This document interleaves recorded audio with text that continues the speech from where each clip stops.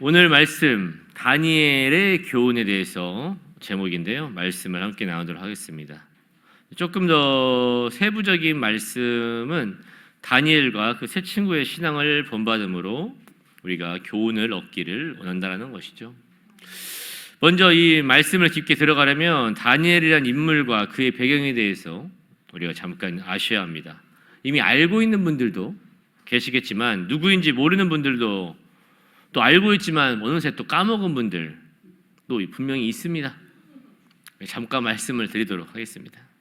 다니엘은 이스라엘 사람이었어요. 그것도 일반인은 아니라 요즘으로 말하면 금수저 집안의 사람이라고 생각하시면 좀 이해하시기 편하실 거예요.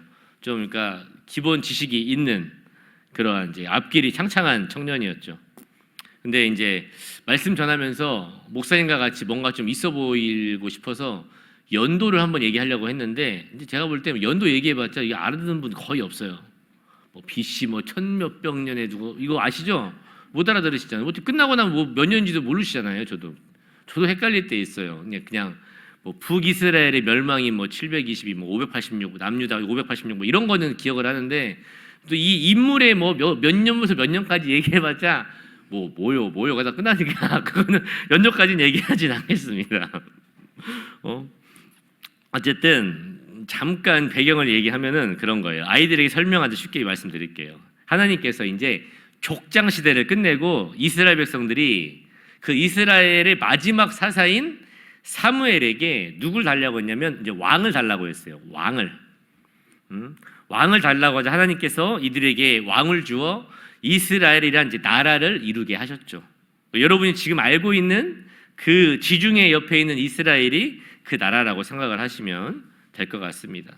초대 왕이었던 사울부터 이 나라의 황금기였던 다윗과 솔로몬 등등 수많은 왕조를 거쳐서 아쉽지만 모든 나라의 역사와 같이 결국 이스라엘도 망하게 돼요. 이제 아까 우리 교인보감 때 얘기했던 거는 북이스라엘은 아수르라는 나라한테 아시리아라고 표현을 하는데 거기에 망하고 남유다가 이제 바벨론이라는 나라에게 이제 망하게 됩니다. 보통 전쟁을 하다 보면은 결국 승리자가 얻는 건 뭐예요? 이 바벨론이 이스라엘을 왜 없앤 거예요? 왜? 결국 그 나라의 좋은 것들을 갈취하기 위해서겠죠. 그 가운데 하나가 뭐예요? 포로예요. 포로. 이 포로 가운데는 보통 다 어떠려고 포로를 데려가는 거예요? 뭔가를 사용을 하기 위해서 포로를 데려가는데 4절 말씀 볼게요. 4절 말씀. 이 포로의 내용 가운데 정확하게 이렇게 표현되어 있어요. 4절 읽겠습니다. 시작.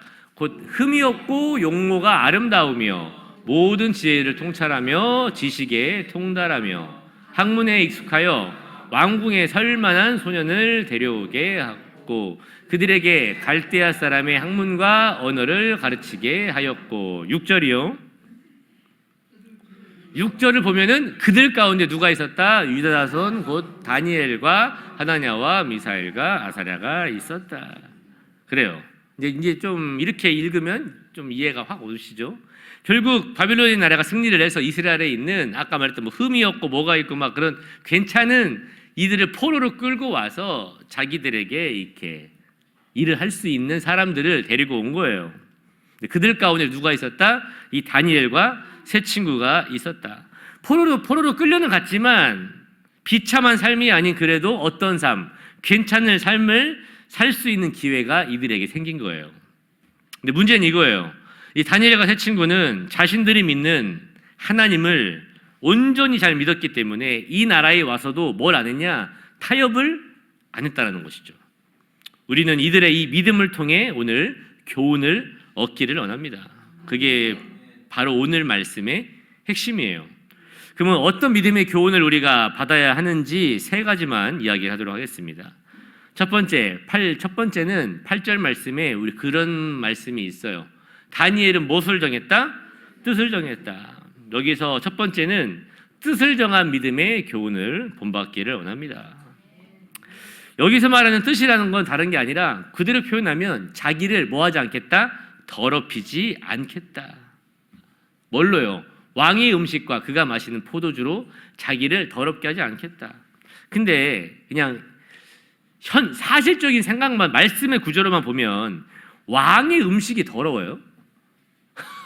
아니, 왕이 더러운 거 먹는 사람입니까? 어디 뭐 거지예요? 아니잖아요. 왕이에요. 왕이 먹는 음식이 어떻게 더러울 수 있겠어요? 그 무엇보다 깨끗하고, 뭐 여러분도 요즘 여기 뭐 사격 좋아하시는 분들 뭐 유명 다 보시는 분 있겠지만, 왕의 음식은 그냥 나오는 게 아닙니다. 어마어마한 거예요.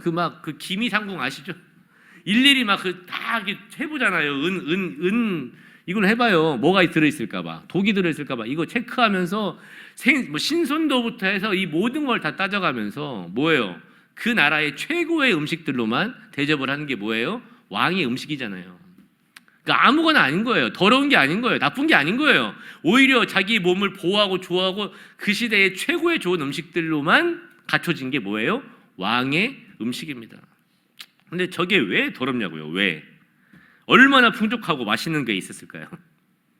다니엘은 그런 것들을 뭐 한다는 거예요? 안 먹겠다는 거예요. 이거는 겉으로 보여지는 아까 말했던 그런 음식이 아니라 영적인 것을 말하는 거예요. 당시의 왕의 음식들이나 이 포도주들은 다 뭐냐면 그 나라의 신에게 제사를 드리고 난 음식을 말하는 거예요. 근데 그분들 기준에서 또 그게 맞는 것 같아요. 신에게 제사를 드리면 신의 축복이 음식에게 내려와서 이 음식은 뭐야? 신의 축복을 받는 음식이기 때문에 먹으면 자기도 신처럼 될 수 있다, 뭐 이런 의미가 있는 거죠. 근데 하나님을 믿는 이 다니엘 기준에서는 그건 뭐예요? 우상 숭배를 한, 쉽게 말하면 재물인 거예요. 그렇기 때문에 자신의 눈에 볼 때는 눈으로 보여지는 것은 화려하고 아름다울지 몰라도 영적으로는 그거는 재물이기 때문에 뭐 하지 않겠다? 그걸로 인해서 자신의 신앙을 더럽히지 않겠다. 반대로 이야기하면 바벨론 입장에서는 이러한 포로들을 자신들의 사람들로 만들기 위해서 그들의 근본 뿌리인 신앙과 생활 등 모든 것을 다 바꾸려고 하는 방법이었던 거예요. 이런 것들이. 말씀의 이 기준 때나 지금 이 시대나 방법은 똑같은 것 같아요. 혹시 창시계명 뜻이 무엇인지 아시는 분? 창시계명. 이게 좀 우리나라의 좀 아픈 역사죠. 창시계명. 우리나라가 이제 일본 아래 있었을 때에 같은 방법을 썼는데 우리나라의 모든 사람들의 이름을 뭘로 바꿔요? 일본 이름으로 뭐 하는 거예요? 바꾼 거예요. 7절 말씀 보겠습니다. 7절. 자, 읽겠습니다. 시작. 벨드사살이라고, 하나냐는 사드락이라, 미사엘은 메삭이라, 아사라는 아벤노. 똑같죠? 이들의 이름도 바꿔요. 이제는 너희는 어떤 사람이 아니다? 이스라엘 사람 아니다. 요즘 말로 말하면 오태영이가 나카무라오가 된 거예요. 앞으로 다 놓은 나카무라오야. 나카무라오. 알았지? 나카무라오야. 아니, 바꾼 거예요. 너 다니엘 아니야? 너 이제 벨드사살이야. 뭐예요? 이제 너희들의 정체성을 없애겠다는 거예요. 그래서 그들이 먹었던 그러한 이제 그 전에 여러분 조금 배경을 아시니까 이들은 먹는 게 딱 정해져 있잖아요. 근데 그런 음식부터 생활부터 이름부터 모든 것들을 싹 바꿔서 이제는 뭐 하겠다? 너희는 이제 이스라엘에 대한 그 색채를 다 버리고 완전히 바벨론 사람, 갈대 사람을 뭐 하겠다? 만들어 버리겠다. 이들을 변질시키고 변화시키려는 악한 계획이었기 때문에 다니엘은 뭘 정했다? 뜻을 정해서 자신을 더럽히지 않겠다라고 한 것이죠. 여기서 뜻이란 영적으로 자신이 하나님을 믿는 믿음을 뭐 하겠다? 난 지키겠다는 거예요.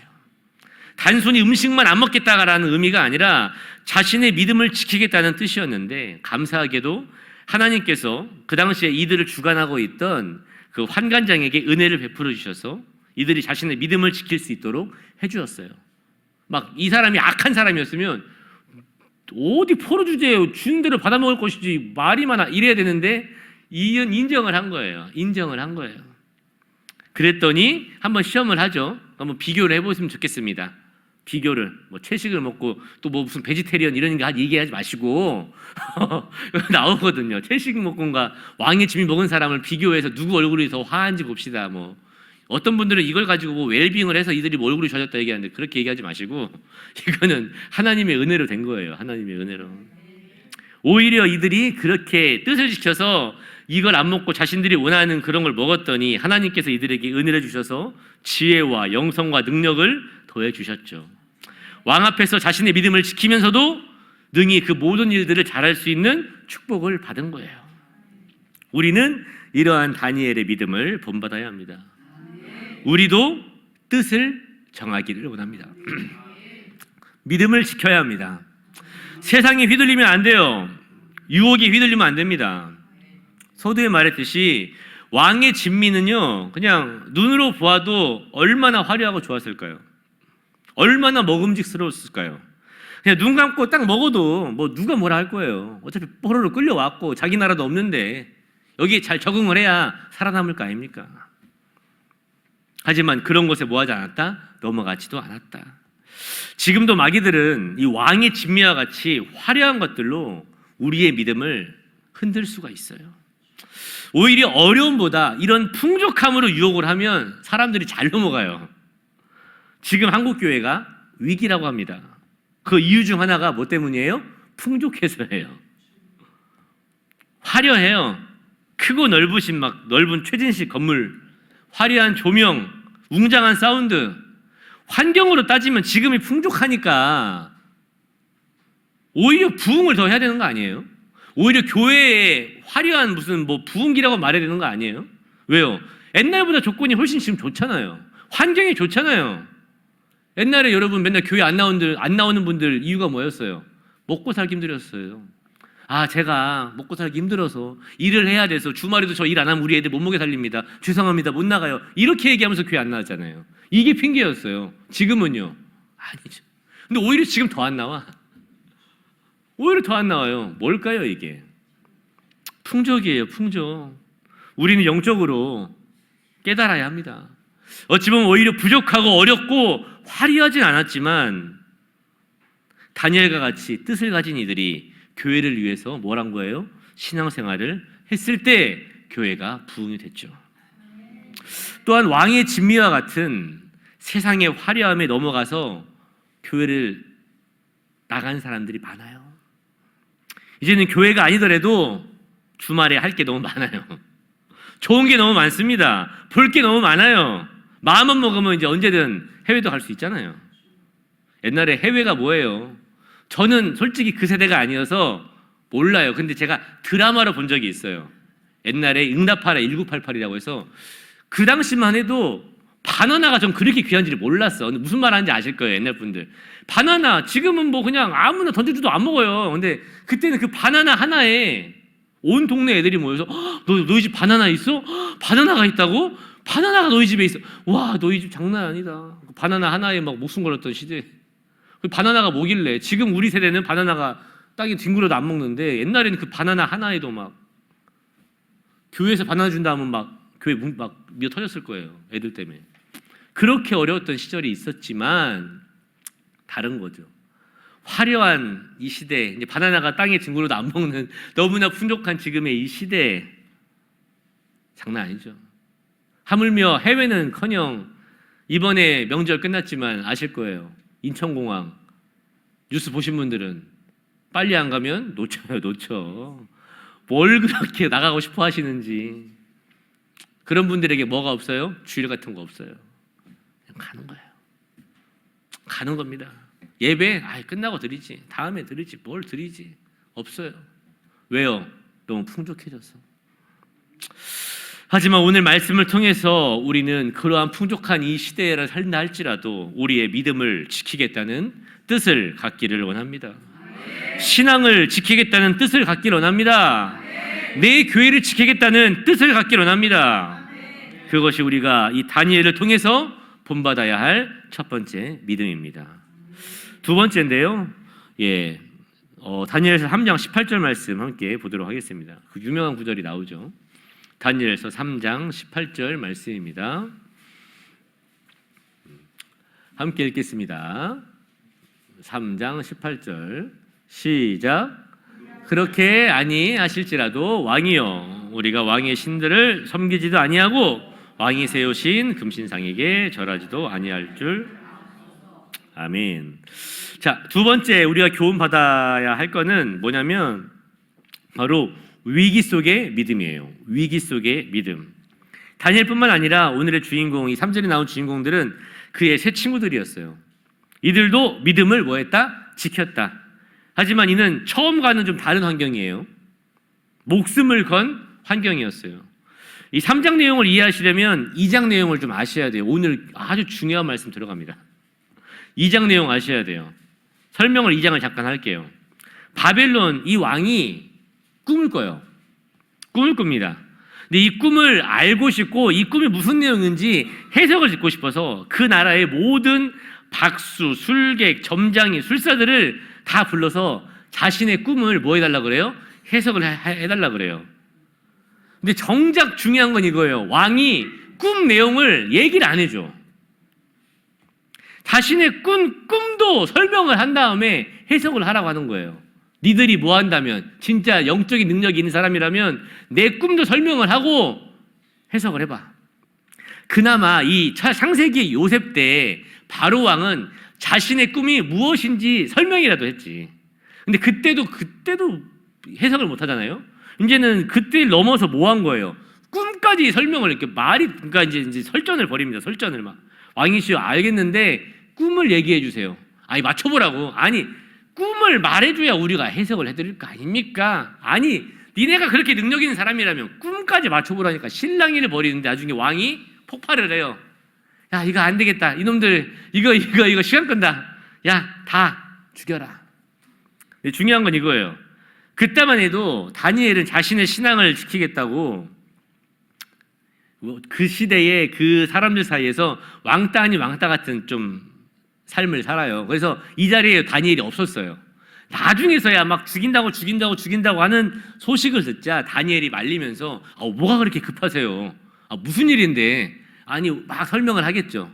설명을 하니까 잠시만요. 그러면 제가 그거를 해결해 보겠습니다. 해서 잠시 그걸 보류를 한 다음에 그 친구들과 같이 기도를 해서 하나님께서 바벨론 왕이 받았던 꿈을 알게 된 거예요. 그래가지고 결국 왕의 이야기를 들어서 하나님의 도움을 받아 왕의 꿈을 설명도 하고 그 해석을 해주어서 왕의 어마어마한 신임을 얻게 돼서 이 다니엘이 그 나라의 총리가 되고 그 친구들 역시 높은 지위를 얻어서 왕의 총애를 받게 됩니다. 근데 여기서 이 3장하고 2장이 연결되는 게 무엇이냐면 바로 이 왕의 꿈이에요. 왕이 꿨던 꿈이 뭐냐면 어떤 한 신상에 대한 꿈인데요. 금, 은, 놋, 철과 흙인데 말로 하면 못 알아들으시니까 제가 한번 이것만 사진을 준비했어요. 보시면 이렇게 이제 이런 꿈을 꾸신 거예요. 이런 꿈을 꾼 거예요. 그 양반이. 금은 바벨론, 은은 메데바사, 놋은 뭐 헬라 그리스, 철은 로마, 철흑은 열국. 이제 이런 꿈을 2장에서 이제 꾸게 된 것이죠. 근데 여기서 잘 보면 바벨론 왕이 이 꿈의 해석을 들었을 때는 예언 같은 건데 결국 뭐예요? 바벨론이란 이 금의 바벨론이란 나라가 결국에는 뭐 한다는 거예요? 끝난다는 거잖아요. 멸망한다는 거잖아요. 멸망을 한다고 하니까 심기가 거슬린 거예요. 심기가. 지금 자기가 이 어마어마한 나라를 세웠는데 이 나라가 끝나갖고 뭐 새로운 게 생긴다고? 이건 아니지? 해가지고 그가 3장에서 만든 신상이 뭐냐면 이거예요. 머리끝부터 발끝까지 뭘로 다 만들려고 한 거예요? 금으로 만들려고 한 거예요. 그 당시에 금이 뭐였으니까? 꿈에서 나왔던 금이 뭐였으니까? 바벨론이었으니까. 우리나라는 절대로 뭐하지 않는다? 망하지 않을 것이다. 멸망 안 할 것이다. 처음부터 끝까지 금으로 다 만들어서 바벨론의 나라는 영원할 것이다라는 것을 확증받고 싶어서 만든 게 3장의 이 신상이라는 거예요. 그래가지고 이 신상을 만들어 놓고 모든 사람에게 자신과 나라에 있어서 정말 중요한 신상이기 때문에 확증을 갖고 싶어서 모든 사람에게 다 찾아와가지고 이 신상에게 뭐를 해라? 절을 하라는 거예요. 그러니까 이 신상은 그냥 단순한 신상이 아니라 나라에 자신에 대한 이거에 대한 중대한 그런 거기 때문에 정말 중요한 거였죠. 누구 입장에서? 바벨론 입장에서는.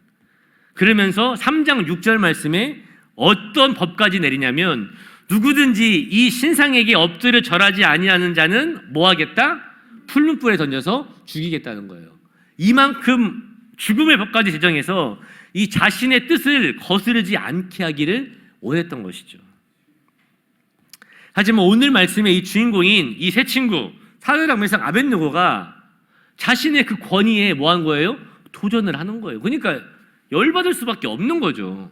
이 신상은 어떤 신상인데요? 그냥 신상이 그냥 금신상, 그냥 화려한 금신상이 아니라 자신의 앞으로 나라, 미래, 우리 이 나라는 영원할 것이다, 이 왕국은 영원할 것이다라는 확신에 대한, 믿음에 대한, 신뢰에 대한 그러한 신상 앞에서 이거 지금 말도 안 되는 이 포로들이 얘기를 하고 있어요. 하지만 아까 말했지만 2장에서 총애를 받았기 때문에 처음부터 죽이진 않아요. 처음에는 회유를 하지만 이들이 뭐 한 거예요? 안 하는 거예요. 이 위기 가운데서도 이들은 뭐 한 거예요? 절하지 않는 거예요. 절하지 않으면 죽을 수밖에 없다는 이 환경 속에서도 이들은 뭐 하지 않은 거예요? 아무리 그러한다 할지라도 우리는 뭐 하지 않겠다? 절하지 않겠다. 왕이 분노해가지고 결국 이 풀무불 속에 이들을 집어넣지만 이들이 죽어요, 안 죽어요? 안 죽죠. 왜요? 불 속에 들어갔지만 하나님께서 천사를 보내주셔서 이들을 살려주셨고, 오히려 이들을 통해서 이 왕이 하나님의 살아계심과 능력을 더욱 알게 되고 찬송하게 된 것입니다. 우리가 여기서 얻을 수 있는 교훈은 바로 이거예요. 우리는 이 위기 속에서도 믿음을 지켜야 한다. 우리가 믿는 하나님은 이 풀무불 같은 위기 속에서도 믿음을 지키는 이들을 살려주시는 분이다. 믿음을 지키다 보면 우리에게 고난과 위기가 올 때가 있어요. 그럴 때 우리는 오늘의 말씀을 꼭 기억하기를 원합니다. 믿음을 지키려다가 죽을 것 같은 위기가 온다 할지라도 하나님은 살려주시는 분이에요. 그 위기를 해결해 주시는 분이에요. 결국 주님께서 승리하게 하여 주신다. 근데 보통 사람들은 위기가 오면 쉽게 믿음을 내려놔요. 인간적인 생각으로 이 왕의 체면도 살려줄 겸 그냥 한번 절할 수 있죠. 왜요? 살고 봐야죠. 지금 저 옆에 불이 막 활활 타오르고 있는데, 다 절하고 있는데 굳이 우리가 뭐라고, 끝까지 한번 절하지 뭐. 왕도 저렇게 우리 회유해 주는데 살고 봐야죠. 하지만 여러분 아셔야 돼요. 그렇게 한다고 사라지는 게 아닙니다. 오히려 이도 저도 아닌 삶이 돼버리는 거예요. 신앙이 있는지 없는지 애매한 사람들이 돼버리는 거예요. 분명 왕의 기준에서도 그 전까지 뭐 뜻을 정하네 마네 하면서 막 그렇게 신앙 지켰던 애들이 갑자기 절도 하고 하는 거 보면 얘네가 신앙이 있는 거야, 없는 거야? 어떨 때는 신앙이 있는 것처럼, 또 어떨 때는 신앙이 없는 것처럼, 뭔가 이 미지근한 신앙으로 신앙생활을 하는 이들을 보면서 우리는 확실하게 정할 수 있어야 돼요. 하나님은 이 위기 속에서도 신앙을 지키는 사람들을 원하십니다. 또 그런 이들을 통해서 주변 사람들이 믿음이 무엇인지를 알게 되는 거예요. 또한 하나님을 알게 됩니다. 우리 강상교회 성도님들은 믿음을 지키는 사람들이 되어서 여러분들을 통해 믿음의 사람들이 어떠한 사람들인지를 알려줄 수 있는 그러한 멋진 우리 모든 성도님들 되기를 간절히 소원합니다. 마지막 세 번째인데요, 우리 다니엘서 6장 10절입니다. 가장 유명한 구절이죠. 다니엘서 6장 10절 말씀 함께 읽겠습니다. 시작. 이 조서에 왕의 도장이 찍힌 것을 알고도 예루살렘을 창문을 열고 전에 하던 대로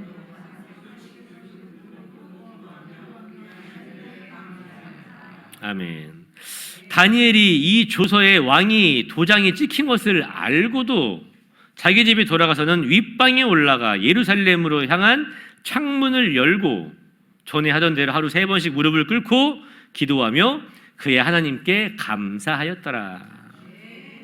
마지막 믿음은 뭐냐면 바로 타협 속 믿음이에요. 타협 속 믿음. 타협이란 뜻이 그거예요. 내 자신의 의견보다 상대방의 의견을 뭐 하는 거예요? 수렴을 하는 거. 이는 인간관계나 사회적 구조에서는 좀 유용한 방법이긴 해요. 무슨 말인지 아실 거예요. 서로 어느 정도 인간관계나 사회적 구조에서는 타협을 할 때가 있다 없다? 있다. 이건 아주 유용한 방법 중에 하나입니다.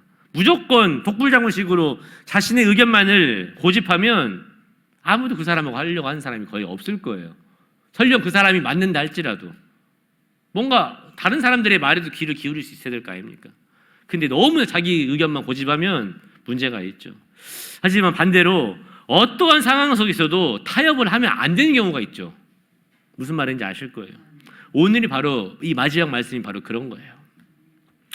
6장 말씀 배경은 성경에서 가장 유명한 이야기이기 때문에 뭐 다른 거 깊게 말씀 안 드리겠지만 다니엘이 이제 말년이 됐어요. 말년이 돼서 이 말년이 될 때도 총리가 되어서 열심히 그 행정일을 하는 가운데 아까 말했지만 다니엘은 신앙 지키겠다고 해서 좀 찍혀 있었어요. 근데 말년이 있어서도 마찬가지예요. 이 다니엘을 싫어하는 정적들이 있었죠. 이들은 어떻게든 요즘 우리 나라 말로 말할게요. 다니엘을 탄핵을 시키고 싶어서 여러 방면으로 지금 조사를 하는 거예요. 이 방면 이거 얼마나 쑤셨겠어요. 그 막 옛날 거부터 해서 한 개만 걸려라. 근데 너무 깨끗한 거 성경에 나와 있거든요. 너무 깨끗해요. 공정하게 일을 하니까 이게 없어요. 건들 게. 그래서 이들은 어찌 보면 좀 억지일 수는 있는데 이 다니엘에 저는 그렇게 표현할게요. 존경할 만한 신앙을 가지고 뭘 파냐면 함정을 파요. 이제 왕에게는 다니엘에 대한 얘기는 안 해요. 한마디도. 단순히 이 왕을 높일 것처럼 하면서 30일간 왕 외에 어떤 신에게나 사람에게 기도를 하거나 무엇을 구하면 뭘 집어넣자? 사자굴에 집어넣자. 그러니까 당연히 왕 입장에서는 뭐예요? 신하들이 자기를 그만큼 존경하고 높이는 법이라고 생각을 해서 이 법률에다가 왕의 도장을 찍어주죠.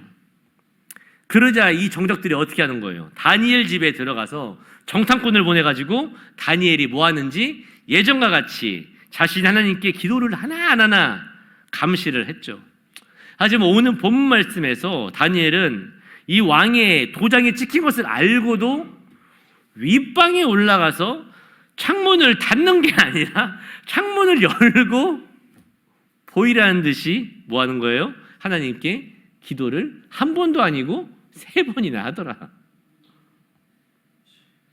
이에 정적들이 바로 그걸 보자마자 다니엘을 고발하기 위해서 왕 앞에 찾아왔고 왕은 그때서야 이들이 자신을 높이기 위해서 이 법을 만든 게 아니라 이 다니엘을 탄핵시키기 위해서 일부러 그러한 법을 만든 것을 알고 굉장히 노여운 마음을 가지고 있었어요. 나쁘게 말하면 자신들의 이익을 위해서 왕인 자신을 이용해 먹은 것을 알게 된 거죠. 결국 왕은 하지만 법대로 다니엘을 사자굴에 넣으면서도 마음이 아파했어요. 뭐 성경 표현으로는 금식을 했다고 표현되어 있어요. 금식까지 했대요. 금식까지. 나중에 읽어보시면 나옵니다.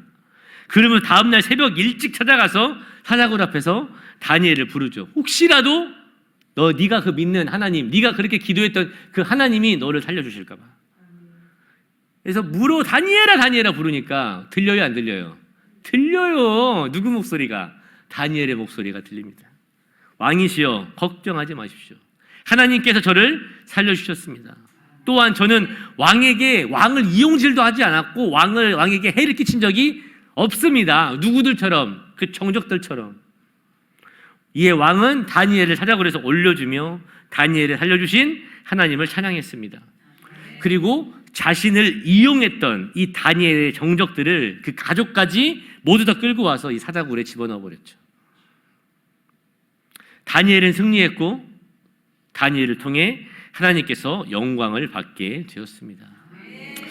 이 말씀을 통해서 우리가 알 수 있는 교훈이 있어요. 다니엘은 타협하지 않고 믿음을 지켰다라는 거예요. 이건 두 번째 위기하고 좀 달라요. 3년도 아니고 30년도 아니고 30일이었어요. 한 달만 참고 기도를 하지 않았다면 다니엘은 굳이 사자굴에 안 들어갈 수 있었겠죠. 두 번째 상황이 현장에서 바로 죽음을 당할 수 있는 상황에 달한다면 세 번째는 이 다니엘이 이미 알고 있었죠.